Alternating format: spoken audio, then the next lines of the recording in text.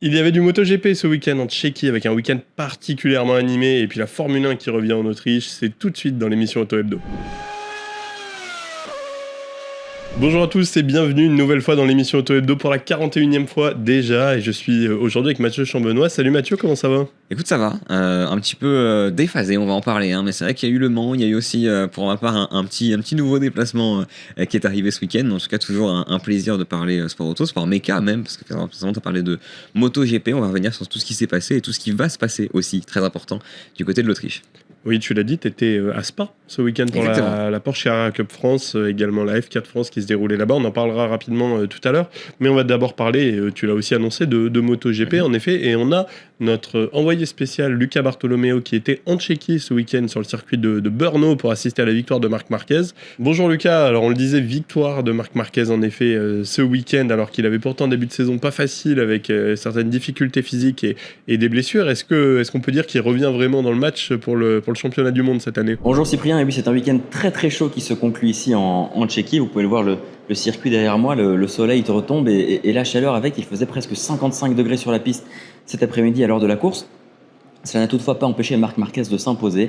Une deuxième victoire cette saison, une deuxième victoire consécutive. Et l'Espagnol qui revient à 40 points de la tête du championnat, défendu par Marco Bezzecchi. On se rappelle qu'il en comptait 102 de retard après la victoire de l'Italien à domicile au Mugello. Et donc Marc Marquez qui se replace petit à petit dans la course au titre. Il reste 13 manches à disputer cette saison en MotoGP. Les deux prochaines seront cruciales. Il y en aura une où ce sera un petit peu difficile pour Marc Marquez. Le circuit d'Assen que le MotoGP visitera la semaine prochaine est un circuit très physique où l'on attend aussi de fortes chaleurs. Mais juste après, le MotoGP se rendra au Sachsenring et là c'est véritablement le jardin de Marc Marquez. Ici, il est déjà imposé 12 fois en carrière. Donc il compte bien évidemment tout faire pour grignoter encore de belles unités sur la tête du championnat. Bon, évidemment, félicitations à Marc Marquez, mais est-ce que finalement cette victoire, elle n'est pas un peu occultée par l'autre événement marquant du week-end qui concerne Marco Bezzecchi, Lucas ? L'événement marquant du week-end, ce n'était bien évidemment pas la victoire de Marc Marquez, mais plutôt la pénalité qui a été infligée par Marco Bezzecchi, qui a été suspendu pour la course après avoir frappé un commissaire lors du sprint. Pour remettre un petit peu les choses dans leur contexte, Marco Bezzecchi a chuté lors du sprint, sa 4e erreur de la saison sur le format.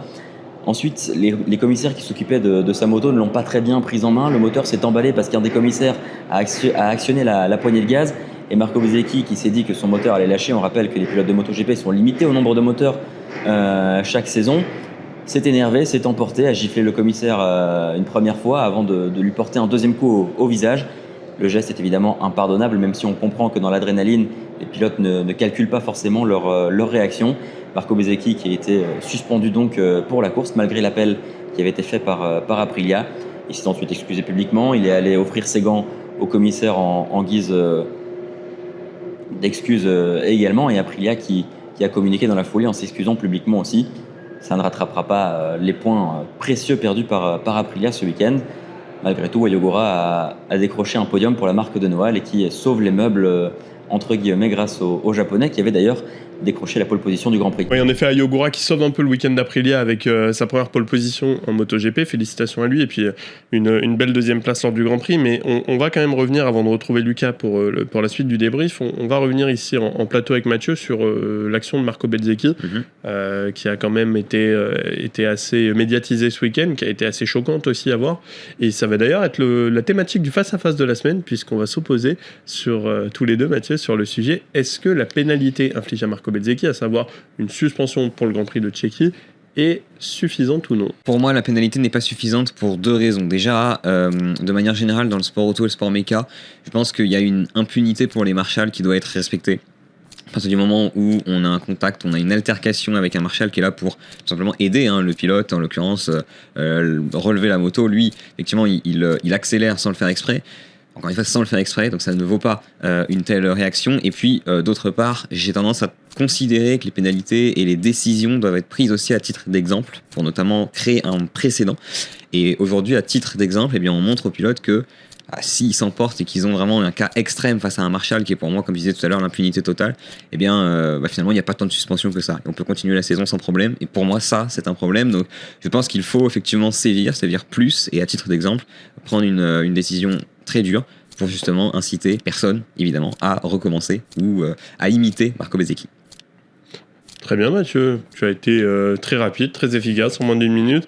Alors moi oui, je pense que la sanction infligée à Marco Bezzecchi est suffisante puisque bon, il n'y a pas mort d'homme, ça c'est sûr. Maintenant son acte est répréhensible, il est d'une violence qu'on ne veut absolument pas voir et qui donne un très mauvais exemple pour la jeunesse, pour les téléspectateurs, etc. Maintenant je pense aussi que tout le monde a le droit au pardon, qu'il faut aussi savoir garder un degré de gradation dans les sanctions. En l'occurrence, quand vous suspendez le leader du championnat pour une manche, vous lui enlevez potentiellement 25 points possible, donc en cas de victoire. Donc c'est déjà une grosse sanction sportive. On peut en effet se poser la question d'est-ce que ça méritait plus, mais pour moi c'est déjà bien. Je suis très heureux d'ailleurs que cette décision ait été prise. Je suis beaucoup moins heureux d'avoir vu Aprilia faire appel de cette décision, puisque ça j'ai trouvé ça assez petit de la part de l'équipe de Massimo Rivola qui aurait dû se servir de ça comme un exemple, entre guillemets, et laisser son pilote se faire sanctionner. Maintenant, voilà, il ne faut pas non plus tomber dans l'extrême. On a vu pire dans d'autres sports et qui ont été moins sanctionnés. Il faut garder toujours cette mesure, je pense.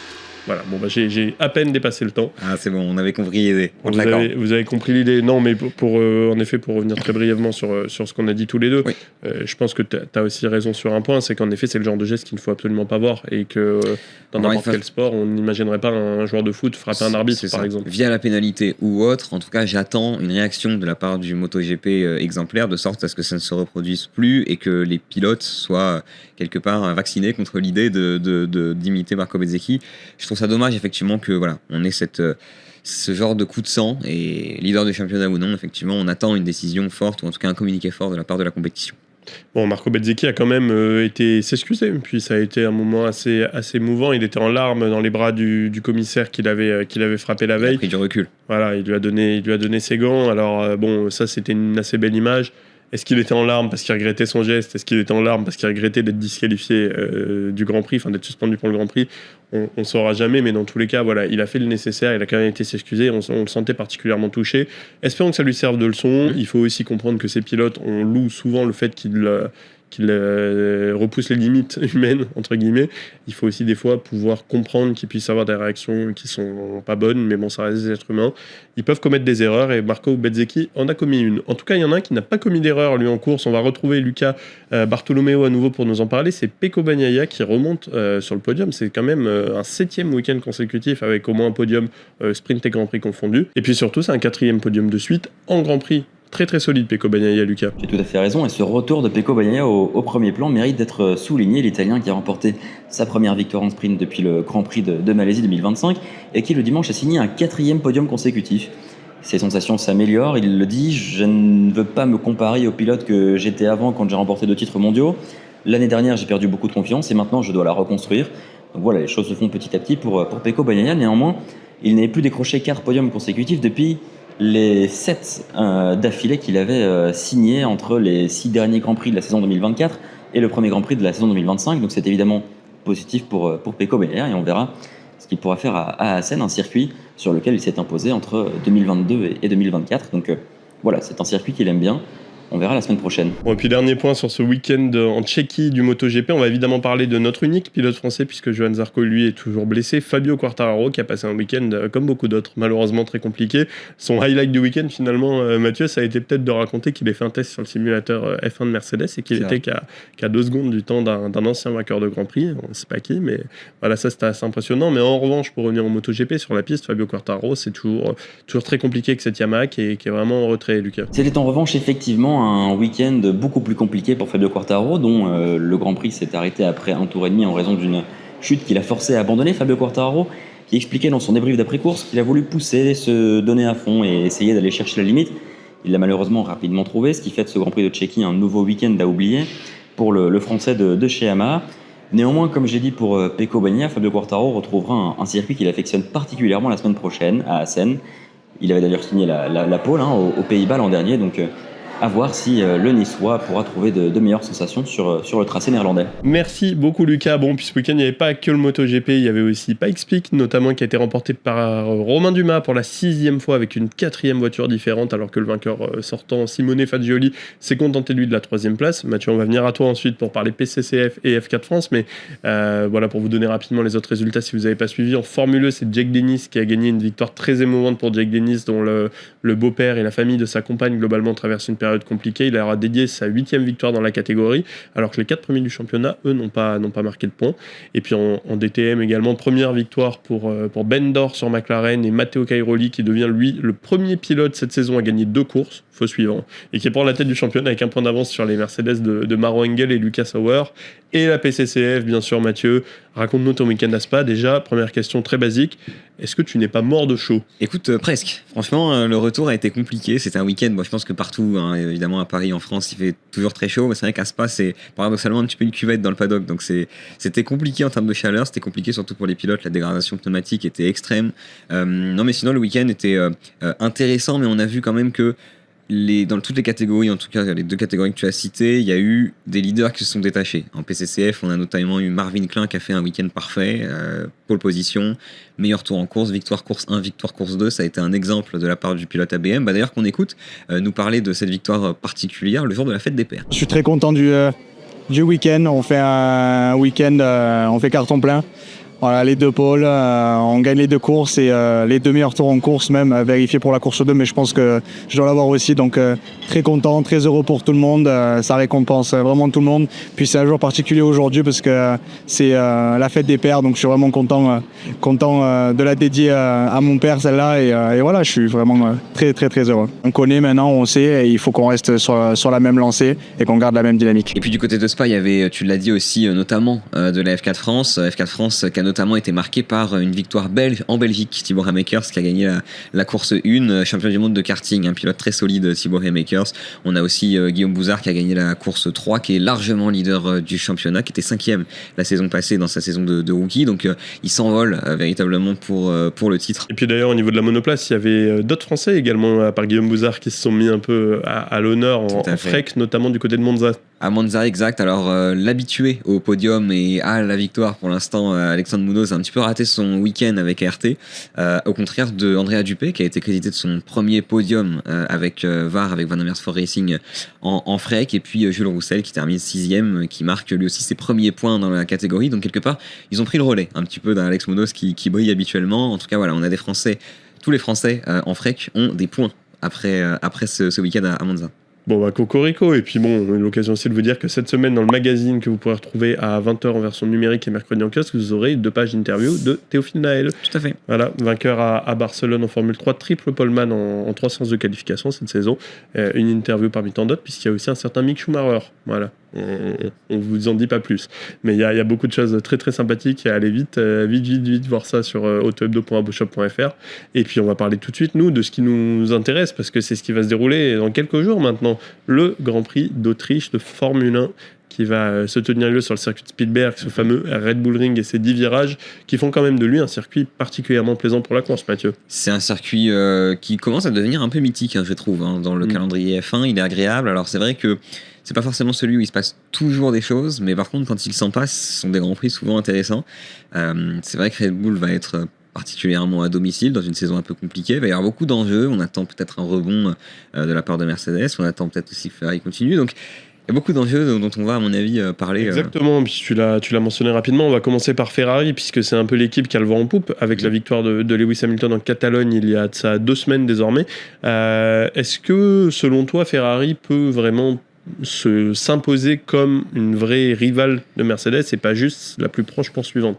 Ou est-ce que le Grand Prix de Catalogne était peut-être un peu circonstanciel? C'est compliqué comme question, parce que je dirais que si Ferrari, victoire ou pas, arrive à vraiment challenger Mercedes une nouvelle fois là, je te dirais oui.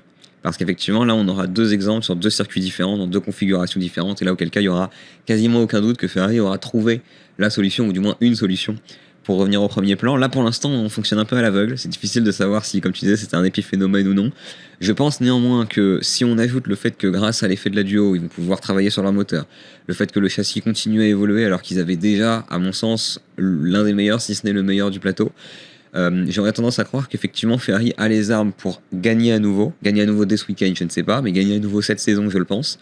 Et ce qui va être intéressant aussi, c'est de voir à quel point est-ce que la dynamique dont on a beaucoup parlé dans cette émission, notamment quand on était encore dans la pit lane du Mans, instaurée par Lewis Hamilton, va continuer.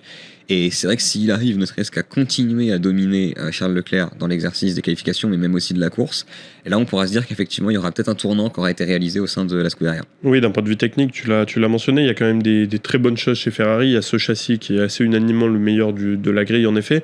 La DUO, qui veut dire en anglais Additional Development and Upgrade Opportunities, donc en gros des mises à jour moteurs supplémentaires qui sont accordées aux équipes motoristes qui sont jugées en difficulté. Ferrari a été jugé pour le moment, alors même si ça n'a pas été communiqué toujours officiellement de la part de la FIA, ce qui interroge un peu, Ferrari serait plutôt au niveau de Mercedes, donc aurait du retard sur Red Bull, qui est le meilleur moteur selon la FIA. Voilà, ce qui peut étonner. Moteur donc ça thermique, je précise. Voilà, moteur thermique, C'est pour ça, exactement. Donc ça va leur permettre d'avoir une première évolution qui va être introduite sur le moteur normalement dès l'Autriche ou dès Silverstone. Voilà, on va attendre de voir du côté de Ferrari quand ça sera mis en place. Et une seconde évolution qui va arriver normalement à Monza. Donc ça peut leur permettre de rattraper ce petit retard moteur qu'ils avaient. Et je vais citer Lando Norris qui a dit si Ferrari améliore son moteur, ils vont humilier tout le monde. Voilà, donc Lando Norris... Non mais on sent qu'ils ont de la marge. En fait, c'est ça, Ferrari. Oui, C'est-à-dire oui. que s'ils évoluent et qu'ils trouvent la solution pour développer dans le bon sens, effectivement, ils peuvent avoir une vraie machine de guerre pour le coup à disposition. Et c'est ça, moi, que j'attends de voir, c'est à quel point est-ce qu'ils vont avoir le temps de la développer, cette fameuse machine, pour peut-être revenir à hauteur de Mercedes. En tout cas, tout ce qu'on souhaite en tant que spectateur, c'est que plusieurs constructeurs se battent devant et on ne peut qu'espérer que Ferrari parvienne à aller challenger Mercedes. Oui, tout à fait. Puis bon, évidemment, le duel interne Lewis Hamilton-Charles Leclerc va être particulièrement scruté. Il y en a un qui doit confirmer son retour en grâce, l'autre qui doit vite redresser la barre après 2 abandons consécutifs à Monaco et à Barcelone. Et puis en début de saison, un peu mitigé pour Charles Leclerc, qui a été très très bon par moment, d'autres fois dominé par Hamilton. Voilà, c'est lui l'enfant de Maranello, il doit le montrer désormais. Et Hamilton, au contraire, lui, va retrouver un peu son instinct de prédateur, je vais dire, et va essayer de garder justement à Leclerc la tête sous l'eau le plus longtemps possible. Il y a un autre duel interne qui va être très intéressant à suivre ce week-end, c'est forcément celui chez les Mercedes, Mathieu. Bien sûr. George Russell qui met Antonelli. On voit qu'Antonelli a pris quand même la mesure en ce début de saison de George Russell, mais l'écart n'est pas encore complètement fait. Surtout qu'Antonelli a abandonné à Barcelone. Est-ce que ce week-end, je pense que Russell peut essayer de déclencher son retour aux affaires, ou à l'inverse, est-ce que les deux vont jouer une stratégie d'équipe? Parce que ça, c'est pas exclu par Toto Wolff aussi. Alors, c'est vrai que quelque part, la phrase de Toto Wolff, tu l'as dit, rebat peut-être un petit peu les cartes. Parce que Toto Wolff a laissé entendre que Lewis Hamilton revenait dans la course au titre. Il est deuxième, hein, ni plus ni moins. Et donc, il fallait peut-être commencer à réfléchir à mettre des consignes d'équipe. Je pense pas qu'ils vont le faire dès ce week-end. Peut-être que je me trompe. Dans la mesure où il y a encore de la marge. Et surtout, les défaites de George Russell sont certes sur le plan mental à imputer, mais aussi un petit peu circonstancielles quand même.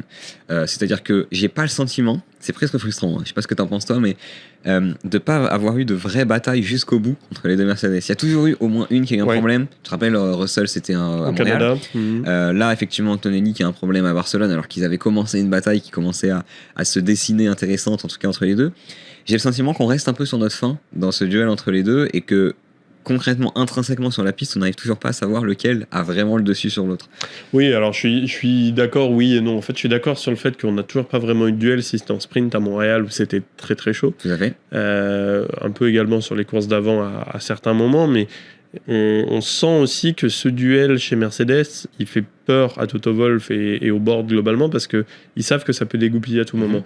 Et je pense qu'un circuit comme l'Autriche, assez favorable aux accrochages, notamment au virage 3, la petite remontée avant la deuxième, l'ancienne du coup deuxième ligne droite de DRS, peut poser problème parce que c'est un virage où on a vu beaucoup d'accrochages.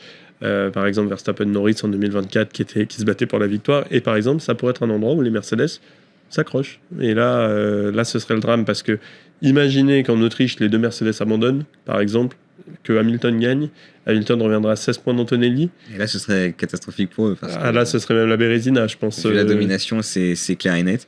Ouais. Je pense effectivement que Antonelli, dans le duel, a pour l'instant montré moins de ressources, mais par contre, dans la durée d'une saison et d'une performance sur un Grand Prix, c'est lui qui dame le pion assez largement d'ailleurs à Russell. Donc c'est là que c'est paradoxal. C'est là qu'on va voir aussi lequel va être capable de tenir la pression. Est-ce qu'aucun des deux va être capable de tenir la pression? C'est aussi un scénario possible. Hein. Je les vois bien. Tu parlais de ce virage 3, je les vois bien sortir tous les deux au large, par exemple. Tu vois, se suivre. Donc, et pourquoi pas? Faut se rappeler qu'à ce virage 3, Antonelli, l'an dernier, dans le premier tour, avait quand même dégommé Max Verstappen. C'est vrai. Donc, bon, il était jeune. Alors moi, Antonelli, c'est vrai que je te rejoins juste sur un point sur Antonelli. Je trouve que dans ses duels en piste, c'est là où il a vraiment une marge de progression. Oui. Il n'est pas très bon encore dans le combat roue contre roue. Moi, j'ai le souvenir de Miami l'an dernier, déjà, où il part en pole du sprint et où, en fait, très rapidement, on voit qu'il n'arrive pas à être bon dans les duels, il bloque les roues en voulant freiner trop tard, etc. Et c'est un peu ce qu'on voit aussi, je trouve, avec Russell depuis le début de la saison, ce qui me fait penser qu'il pourrait y avoir un accrochage, parce que quand on est un peu brouillon d'un côté ou de l'autre, ça peut vite partir en cacahuète. Maintenant, je pense qu'en rythme de course, il a montré que c'était lui le meilleur des deux cette saison sur cette voiture pour le moment, donc à voir. Mais dans tous les cas, il n'y aura pas non plus que Mercedes et Ferrari ce week-end. On garde un œil sur McLaren, bien sûr, avec Lando Norris qui a fait encore podium à Barcelone. Et puis voilà, surtout Norris d'ailleurs, Piastri qui est assez invisible pour le moment, on va dire. Début de saison difficile, ouais. Début de saison compliqué. Et chez Red Bull, le début de saison n'est pas évident non plus, mais on a eu Helmut Marko au téléphone cette semaine qui nous a dit qu'un gros package d'évolution arrivait en Autriche. Alors lui, il le sait forcément, il est ambassadeur du Grand Prix d'Autriche maintenant. Et puis toujours très proche de Red Bull, et il s'attend à les voir revenir. Et puis Red Bull qui a, selon la FIA, le meilleur moteur. Bon, est-ce que tu les crois capables de monter sur le podium au moins à domicile ? C'est possible. Max Verstappen fait un bon début de saison à titre personnel. Il fait du Verstappen. Voilà, il compose, lui comme Isaac, avec une voiture qui doit encore travailler en termes de développement. C'est chez lui. Alors c'est vrai qu'au-delà du fait que ça s'appelle le Red Bull Ring, les statistiques de Max Verstappen là-bas sont assez effrayantes. Il faut dire la vérité aussi.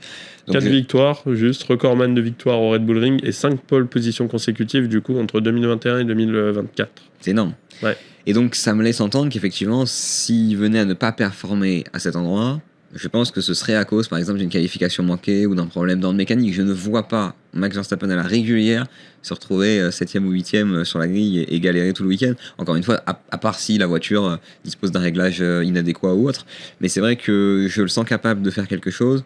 De là à gagner, effectivement, d'où la question du podium, ça me semble encore trop improbable. Mais dans la mesure où il a quand même été déjà capable d'accrocher un top 3 déjà à Montréal alors qu'il s'y attendait pas, je pense que l'autre, effectivement, peut arriver dès ce week-end. Oui, et puis il y a eu aussi Monaco. On rappelle qu'à Monaco, il avait quand même beaucoup de rythme. Il fait deuxième sur la grille et puis il peut malheureusement pas vraiment profiter de ses chances au départ avec ce problème, encore une fois, sur la Red Bull. Mais il faudra surveiller Max Verstappen, surveiller également Isaac Hadjar, qui lui a été privé de podium finalement à Monaco a posteriori, puisque ça a été rendu à Pierre Gasly, un Français qui passe son podium à un autre. Nous, on va pas se plaindre. Voilà, Isaac Hadjar qui court du coup toujours après son premier podium pour Red Bull, ça pourrait aussi le faire ce week-end. Et puis bon, on pense aussi à toutes les autres équipes dont on n'a pas forcément le temps de parler aujourd'hui, mais qu'on va scruter, notamment Alpine évidemment, Racing Bulls aussi qui est devenu une habituée des points. Et puis derrière, on va être très curieux toujours de voir les évolutions des uns et des autres, de voir si Aston Martin et Cadillac arrivent à s'extraire des dernières positions, et puis l'espèce de midfield entre les deux avec Haas, Williams notamment et Audi qui sont là. On voit un paddock de F1 qui arrive à se resserrer et je trouve qu'il arrive à de plus en plus rapidement maîtriser les outils qu'ils ont à disposition. C'était un des enjeux en début de saison justement de savoir s'ils allaient comprendre suffisamment les voitures pour les faire évoluer, et je trouve qu'honnêtement le fait d'avoir des équipes comme Alpine, comme Racing Bulls, etc. qui commencent à marquer régulièrement, c'est assez rassurant. Bien sûr il y a des top teams, mais il y a aussi des équipes qui travaillent bien et qui poussent et qui sont là pour saisir les opportunités au cas où ça se passe pas bien.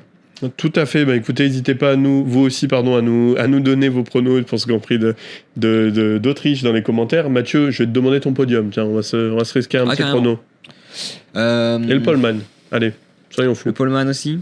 Allez, on va dire poleman. Allez, on va faire peut-être du pied sécurité. On va dire poleman Kimi Antonelli. D'accord. Ça, d'accord. Et puis le podium, écoute, on va se marrer. On va dire Hamilton, Antonelli, Verstappen.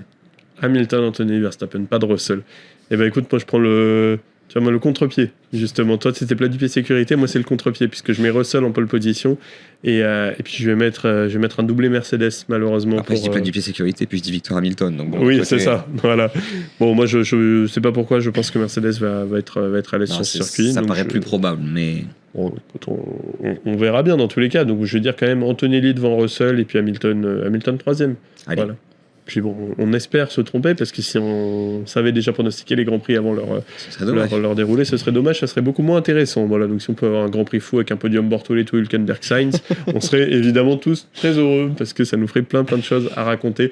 Merci beaucoup en tout cas d'avoir suivi cette 41e de l'émission à nos côtés. On est toujours ravis de voir vos retours, de voir que vous êtes toujours aussi nombreux à nous suivre, ça fait très plaisir. Retrouvez le magazine en version numérique, le magazine Auto Hebdo, à partir de 20h ce soir, et puis en kiosque dès mercredi. mercredi. Et puis n'hésitez pas à aller suivre l'actualité sur autohebdo.fr. Bon courage à tous pour supporter cette infâme canicule. On vous souhaite une très bonne soirée. Salut tout le monde. Salut.